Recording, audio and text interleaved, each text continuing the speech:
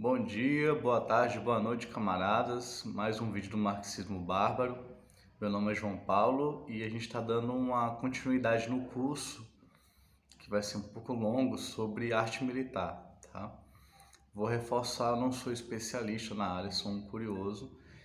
E enquanto eu vou estudando, eu tenho um acúmulo de estudos sobre isso, e enquanto eu vou estudando, eu vou repassando para vocês o que eu aprendi, tá bom? A aula passada nós falamos sobre marcha, tá? Sobre as necessidades em torno da marcha. Eu quero adicionar que numa marcha de infantaria, você tem que separar o exército em grupos e um grupo é vanguarda, um grupo vai na frente na marcha, tá? Você separa um destacamento menor de soldados para ir, de infantes, para ir na frente, tá? Por quê? Porque caso você tenha um enfrentamento, você dá tempo de organizar o exército que está atrás, o grupo que está atrás, para organizar o ataque, enquanto o que está na vanguarda recua, tá bom?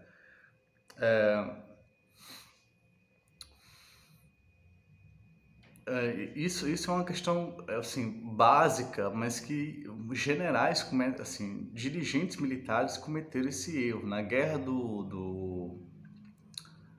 ai, como é o nome daquela guerra que aconteceu no interior da Bahia? Guerra de Canudos, um comandante militar experiente que dirigiu a Guerra do Paraguai, que participou da Guerra do Paraguai, cometeu esse erro, né? Você tinha que abrir caminho no sertão, nas árvores secas do sertão, e em vez de separar um grupo que ia na frente com facão abrindo a estrada, você botava todo mundo junto. Aí quando começava o ataque dos sertanejos, era uma confusão, se misturava e tal, não dava tempo de se organizar. Então, foi um erro cometido por gente experiente de não dividir o exército em grupos e dividir um grupo de vanguarda que avança na frente para receber o ataque, né? Receber o ataque primeiro para dar tempo para o exército se organizar.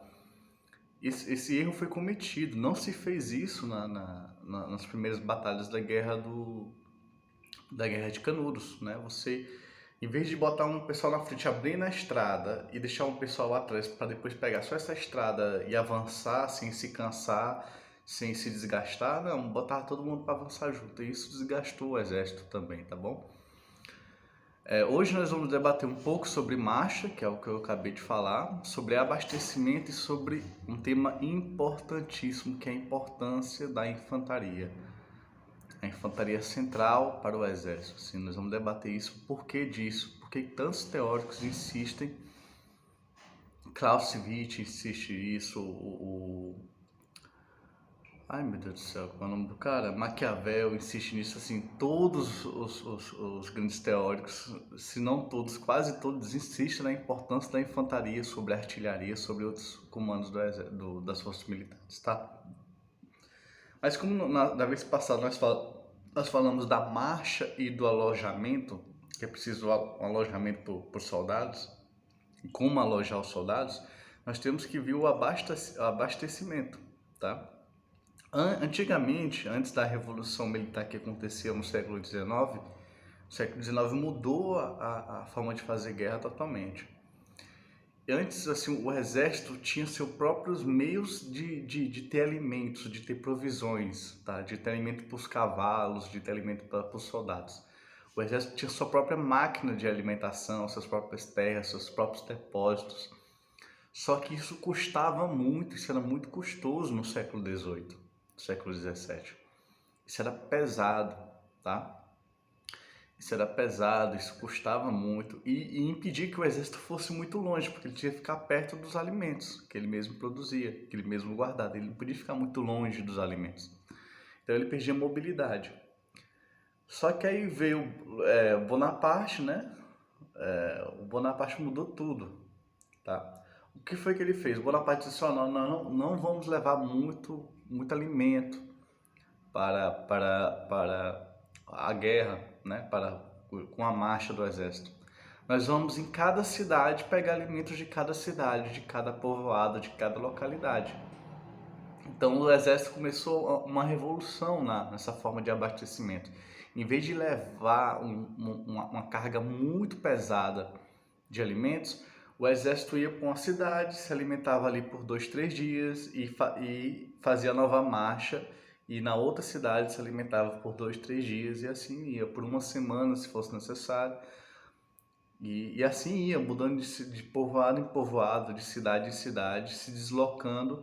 Em vez de levar muito alimento, você ia de local em local, né? Onde havia muita habitação humana, de preferência. Quanto mais habitantes humanos, mais alimento tem, mesmo que não seja uma cidade produtora de alimentos, seja só consumidor, você consegue manter o exército durante um tempo, né? Durante alguns dias, às vezes uma semana, na sua marcha enquanto avança. Hoje a gente marcha de caminhão, de exército, tal, de carro de exército e tudo mais. Mas mesmo assim a questão da alimentação importa. E hoje, mesmo assim, hoje em dia se usa essa coisa do exército comprar seu próprio material e levar para outro país, por exemplo, o exército americano levar para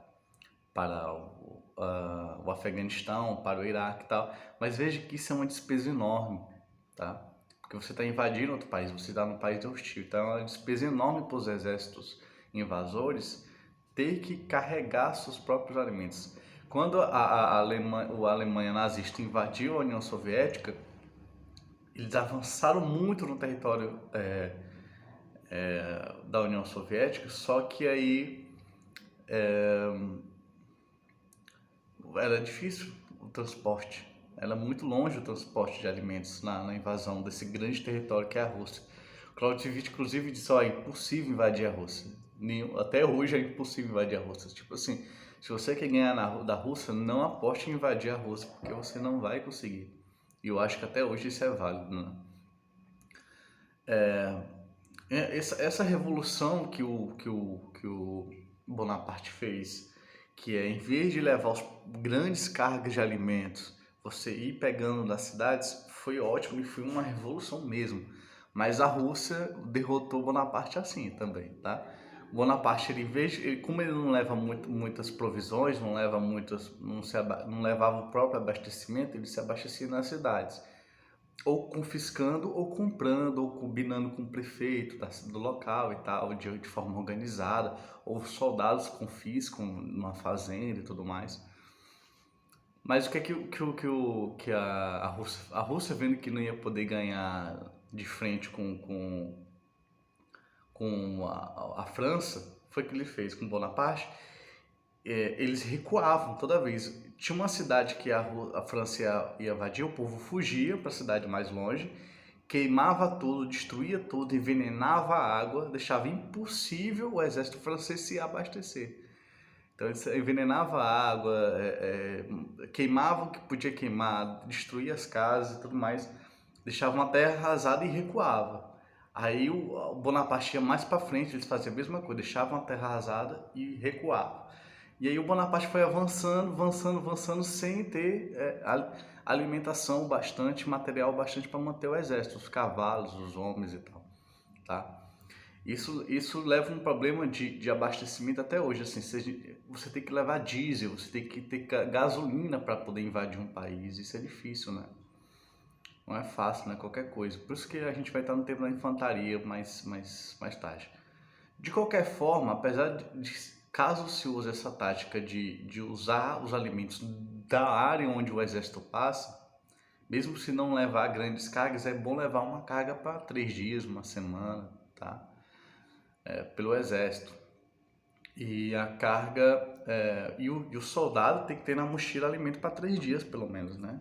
Para ele se sustentar 3 dias, pelo menos.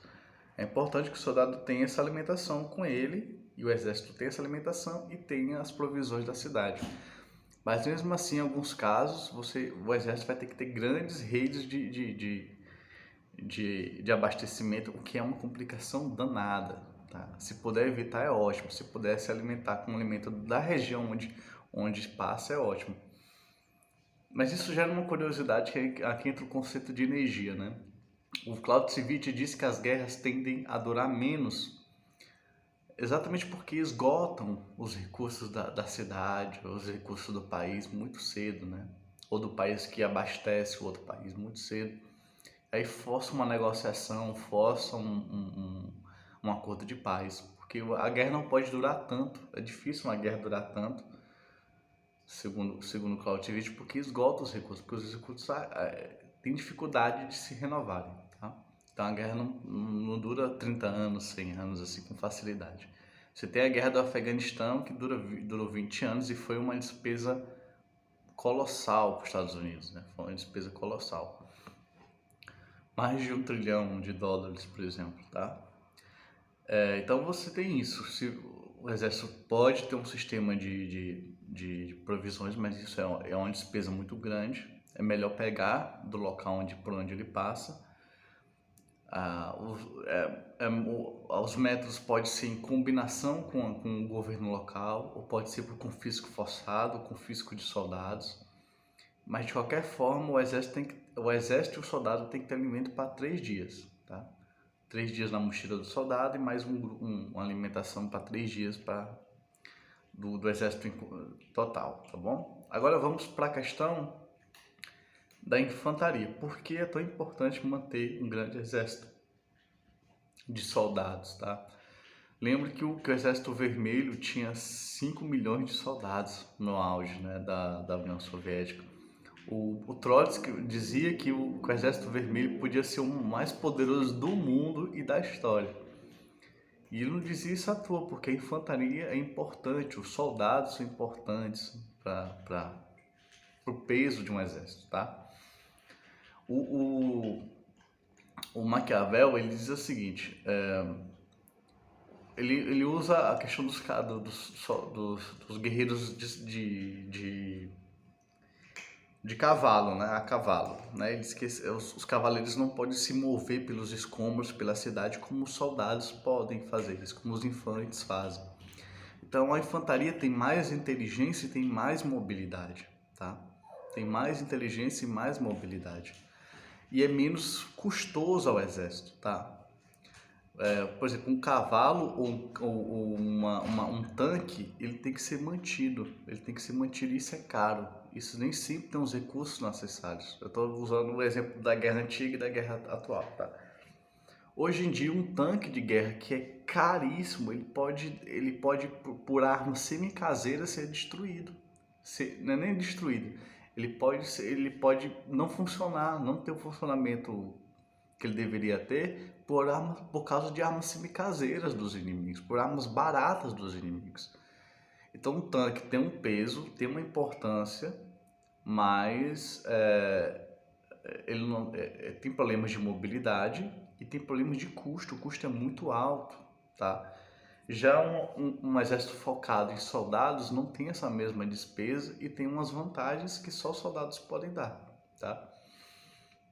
É engraçado que isso tem 2 casos, explicam 2 casos. A Rússia invadiu o Afeganistão, a União Soviética invadiu o Afeganistão, ou seja, o segundo maior exército do mundo, da história, invadiu o Afeganistão com uma invasão poderosa de tanques na década de 80 e perdeu a guerra para camponeses guerrilheiros.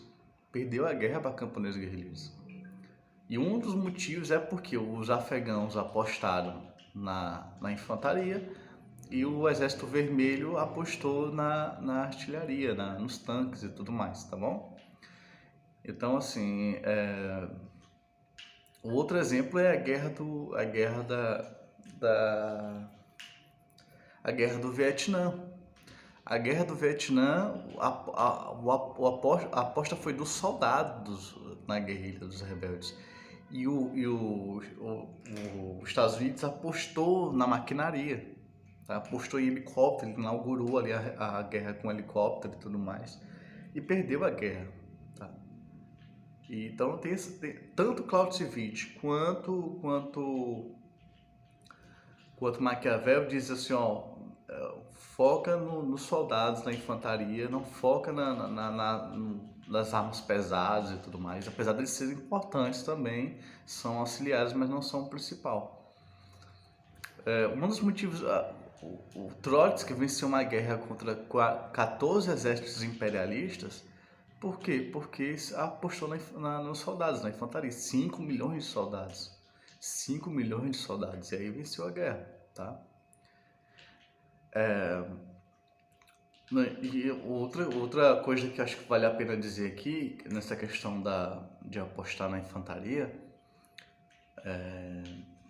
é que os países atrasados que não têm condição de ter tecnologia muito avançada de guerras, tá? Países que não têm condição de ser intensivo em capital, vamos dizer assim, intensivo em maquinaria, eles apostam em ter maior número de soldados. Então eles mantêm, os países atrasados mantêm a defesa minimamente forte, investindo em soldados, em quantidade de soldados, em extensividade, tá? Isso é o caso do Egito, por exemplo, devia ser o caso do Brasil, por exemplo. Então, investir em gente, vamos dizer assim. Então, assim, o Maquiavel disse assim, é a causa de ruínas de reinos e exércitos não investir na infantaria, investir na artilharia, por exemplo. É a causa de ruína mesmo, tá? Então, assim, nessa questão da infantaria, que a gente vai investir no soldado, né? Vinha a questão da qualidade do soldado. Aí tem várias posições no meio. Por exemplo, Maquiavel, no final da Idade Média, dizia que o infante tinha que ser principalmente camponês, porque o camponês é desenrolado. Se precisar fazer um poço, ele sabe fazer um poço, sabe? Se precisar caçar para poder manter o exército em pé, ele sabe caçar, ele sabe pescar e tudo mais, tá?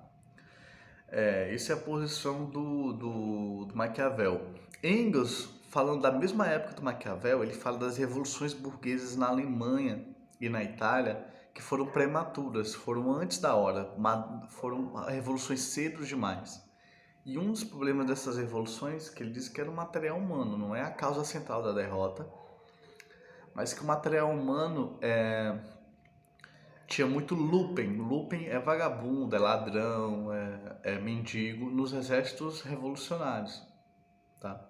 Tinha muito gente indisciplinada, naturalmente indisciplinada. Naturalmente é ruim, mas que o estilo de vida não levou a ter disciplina. Então isso levou a que a gente chama de lumpen, tá?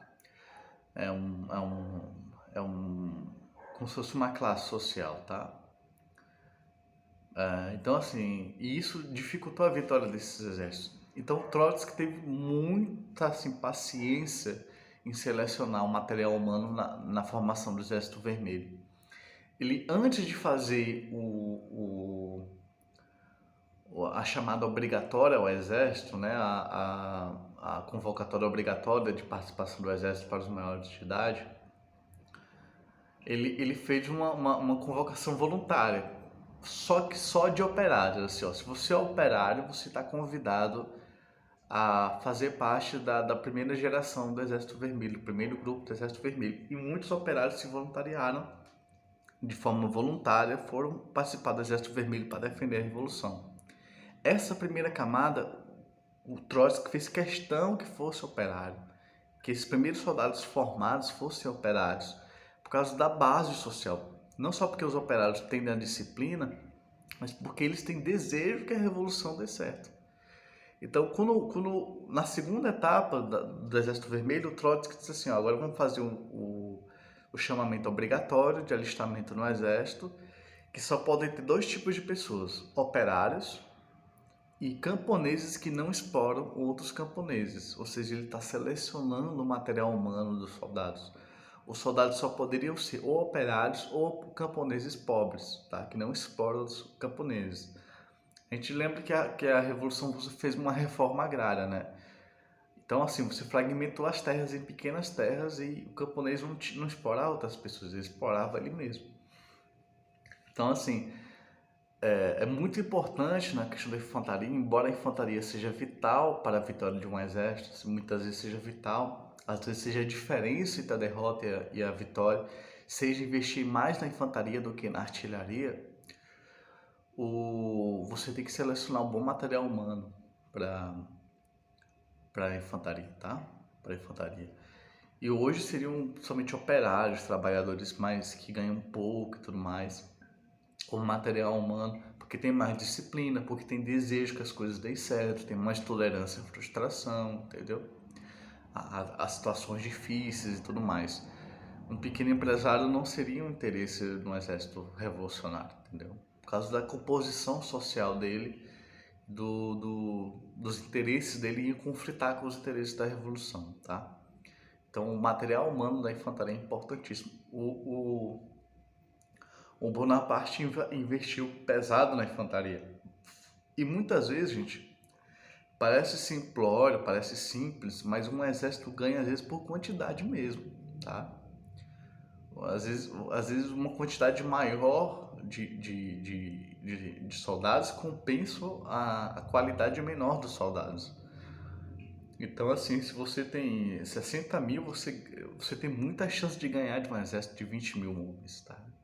E se a gente for falar em escala de milhões, mais chance ainda. 1 milhão tem chance de ganhar de um exército de 600 mil, entendeu? Então, assim, o número importa, tá? O aspecto quantitativo importa, a quantidade de soldados importa, tá? E aí a gente entra nessa questão, assim, armas pesadas, um tanque, eu vou insistir na ideia do tanque. Ele por armas semicaseiras e baratas, ele pode ser inutilizado, tá? Fora que é uma despesa enorme manter ele funcionando, é uma despesa enorme manter ele funcionando. Se uma guerrilha ou um grupo especial de combate corta as linhas de abastecimento, esses tanques se tornam inúteis. Na guerra agora da Ucrânia, os ucranianos fizeram isso, deixaram os tanques russos entrarem e depois quebraram as pontes, cortaram as linhas de comunicação e abastecimento desses tanques para ver se não utilizavam eles. Deixou os tanques entrarem muito no território para ficar muito longe do abastecimento, para dificultar o abastecimento. Então, investir mais nas pessoas do que nas coisas, assim, é a importância de um bom exército. Embora investir nas coisas, na artilharia, por exemplo, tem um peso muito importante, tá? Tem um peso importantíssimo. Por outro lado, por exemplo, a aviação, ele tem uma função destrutiva, ele não ocupa território. Você pode usar a aviação para facilitar a invasão, mas a aviação ele só é destrutivo, ele não ocupa território, ele não mantém uma estabilidade, tá? Por isso ele tem seus limites, tá bom? Ele tem seus limites que só um exército de ocupação de infantes pode cumprir, tá? Pode superar esses limites. Eu acho que é isso, eu acho que a aula disse tudo que devia dizer sobre esses assuntos, sobre marcha, que você precisa botar uma vanguarda na frente avançando, né, para poder organizar bem o exército. Abastecimento, que é uma despesa, é muito custoso, somente para máquinas, né? E que você, se puder, você usa do próprio local por onde está passando, né? Se abastece, mas mesmo assim leva alguma coisa na mochila dos soldados e alguma coisa também junto com o exército total. E a importância da infantaria. O central é investir em soldado, tá? Boas armas para os soldados, bons fuzis. O central é investir em soldado porque a artilharia, a maquinaria é muito custosa, exige muita manutenção, exige um aparato muito grande, exige gasolina, então é muita despesa. Então é melhor investir em gente, tá? Em relação ao exército, tá bom? Então é isso. Até a próximo vídeo, até a próxima aula e nós vamos entrando em outros assuntos também no canal, tá bom? Até mais.